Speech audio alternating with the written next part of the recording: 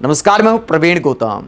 दोस्तों, वीडियो में बात करेंगे कि पीएम मोदी ने बीजेपी कार्यकर्ताओं से फोन पर बात करते हुए क्या गुरु मंत्र दिया है, कैसे वीडियो बनाने को बोला है जो बिहार में चुनाव जिता सके। पीएम मोदी का गुरु मंत्र इस बात को एक बार फिर साबित करता है कि जब चुनाव जीतना हो तो पीएम मोदी खुद की भी नहीं सुनते।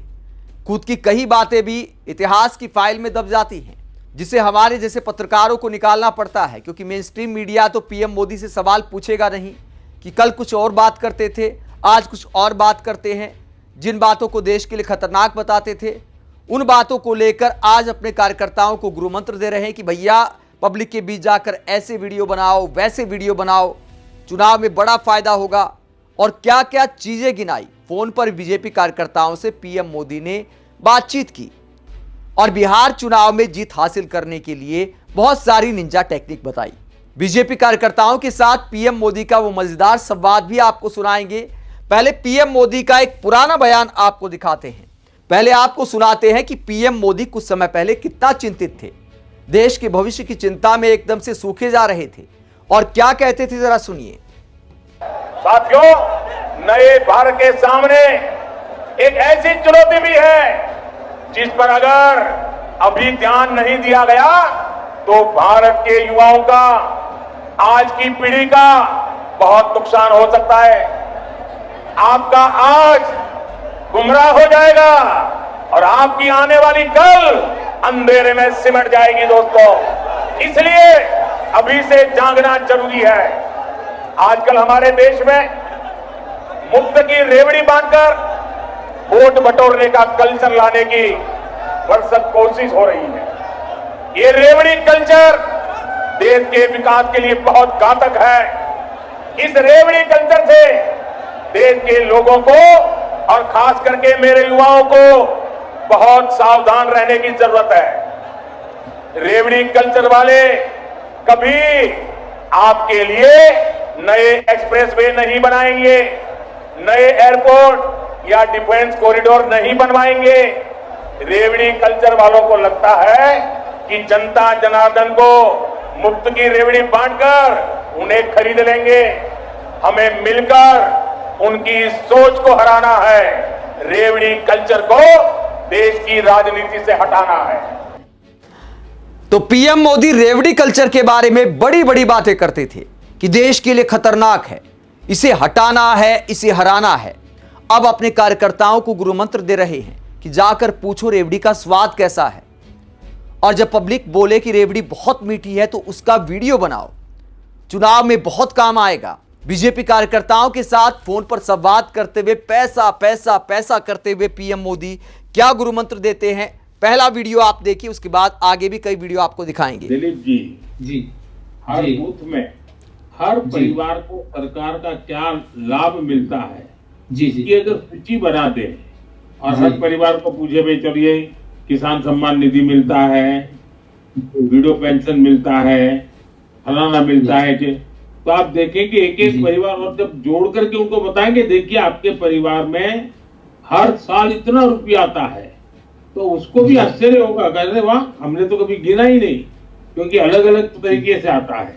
तो ये आपको तो मैं सब बूथ के कार्यकर्ताओं से आग्रह करूंगा कि आपके बूथ में जितने परिवार हैं उन सब परिवारों को सरकार की किस किस योजना का बेनिफिट हो रहा है, अगर अनाज का ही हिसाब लगा देंगे तो साल भर के इतने रुपये उनके घर में आते हैं।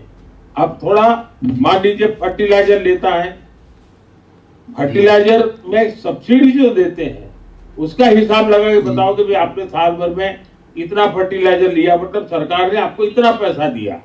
ये अगर आप करते हैं तो मैं जरूर मानता हूं कि आपको बहुत लाभ होगा।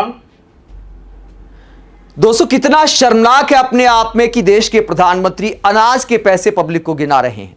बीजेपी कार्यकर्ताओं को बोल रहे कि जाकर उन्हें हिसाब किताब बताओ कि सरकार आपकी पैसे से कितनी मदद कर रही है, और अनाज के पैसे को इतना बढ़ा चढ़ाकर बताते हैं।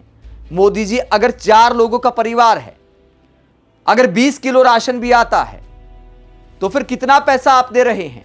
अगर महीने का 500 रुपए की मदद कर रहे हैं तो साल के 6000 रुपए हुए। 6,000 रुपए गिनवाते हुए पीएम मोदी ऐसे बात करे कि आदमी को समझ नहीं आएगा कि यार ये पैसा कहां रखा जाए, इतनी बचत को आखिरकार कैसे इस्तेमाल किया जाए। देश के प्रधानमंत्री जनता के टैक्स के पैसे को गिनाने की बात कर रहे हैं, मतलब जनता को एहसान जताने की बात कर रहे कि देखिए सरकार आपकी इतनी मदद कर रही है। दोस्तों, अपने काम गिनाने में कोई बुराई नहीं है। आप ये बताओ कि महिलाओं के लिए आपने क्या किया, युवाओं के लिए आपने कौन सी नीतियां बनाई। लेकिन पीएम मोदी पैसे गिनाने की बात कर रहे हैं कि जाकर अनाज का हिसाब किताब दो, 5 किलो राशन का पैसा बताओ कि सरकार आप पर कितना एहसान कर रही है। आगे पीएम मोदी क्या कहते हैं, छोटी छोटी बातों को लेकर जनता को एहसान जताते हुए क्या कहते हैं, जरा सुनिए। अब देखिए, दिवाली आने वाली है, छठ पूजा का महापर्व आने वाला है। अब नवरात्रि के दिनों में जीएसटी बचत उत्सव भी चल रहा है जी। और जैसा आपने कहा 10,000 रुपया का बहुत बड़ी योजना उस समय नीतीश जी और मुझे लॉन्च करने का, और सब लोग कहते थे मोदी भैया नीतीश भैया, तो दोनों भाई आपकी सेवा में लगे थे जी सर। तो ऐसी बहुत सारी योजनाएं चल रही हैं। मतलब 10,000 रुपए की बहुत बड़ी योजना, मतलब एक बार आपने 10,000 रुपए दे दिए। हर महीने कोई 10,000 रुपए नहीं दे रहा। जो प्रधानमंत्री रेवड़ी कल्चर को खतरनाक बताते थे, आज 10,000 रुपए को गिना रहे हैं। चुनाव से ठीक पहले 10,000 रुपए लाखों महिलाओं को ट्रांसफर किए गए रोजगार में मदद के नाम पर, और अब प्रधानमंत्री उसके नाम पर वोट मांगने की बात कर रहे हैं। लोकसभा चुनाव के दौरान कहते थे विपक्षी नेता वोट खरीदना चाहते हैं, तो यह क्या सीधे सीधे वोट खरीदने वाली बात नहीं है कि चुनाव से ठीक पहले आप एक बार में 10,000 रुपए दो, उसके बाद चुनाव में गिनाओ कि देखिए मैंने आपको 10,000 रुपए दिए हैं और आपको हमें वोट देना पड़ेगा। मतलब कार्यकर्ताओं को गुरुमंत्र दे रहे हैं कि जनता को जाकर ये बताओ, मतलब उन 10,000 रुपए के नाम पर वोट मांगे जा रहे हैं। कौन सी बड़ी योजना है? योजना वो कहलाती है या तो इतनी बड़ी मदद हो कि उसमें कोई रोजगार हो जाए। अब 10,000 रुपए में ना तो कोई रोजगार हो सकता है देश में, या फिर ऐसी कोई योजना हो कि नियमित अंतराल पर पैसे मिलते रहें, तो फिर समझ आता है। एक बार में सरकार के पैसे से 10,000 रुपए ट्रांसफर कर दिए, ना लेने वाले का मुकद्दर बदलता है और सरकारी खजाने से एक मोटा अमाउंट चला गया। और देश के प्रधानमंत्री दूसरे दलों पर रेवड़ी कल्चर का आरोप लगाते थे। आगे क्या कहते हैं, अगला बयान आप सुनिए। पैसा पैसा पैसा वाला। साथियों, मुझे जानकर अच्छा लगा कि बिहार की एनडीए सरकार ने हाल में जो महिला रोजगार योजना शुरू की है, उससे बहनें बहुत खुश हैं। बिहार की 1 करोड़ 20 लाख बहनों के खाते में हर एक बहन को 10,000 रुपए भेजे जा चुके हैं। आप इन बहनों से मिलिए, आप इन बहनों को ये जरूर बताइए कि ये पैसा सिर्फ एक बार की मदद नहीं है, ये नया रोजगार करने का प्रोत्साहन है। और अब ये पैसों के मालिक वही है, उसका और कोई मालिक नहीं है। आप उन्हें बताइए कि इस पैसे से वो जो काम शुरू करेगी उसे आगे बढ़ाने के लिए और उस काम को देख करके हम और भी मदद करने वाले हैं। बीजेपी कार्यकर्ताओं के साथ संवाद में बार बार पीएम मोदी 10,000 रुपए को गिनाते हैं कि जाकर इसका एहसान जरूर जताना है, यह जरूर बताना है कि आपको देखिए 10,000 रुपए दिए हैं, आगे और भी मिल सकते हैं।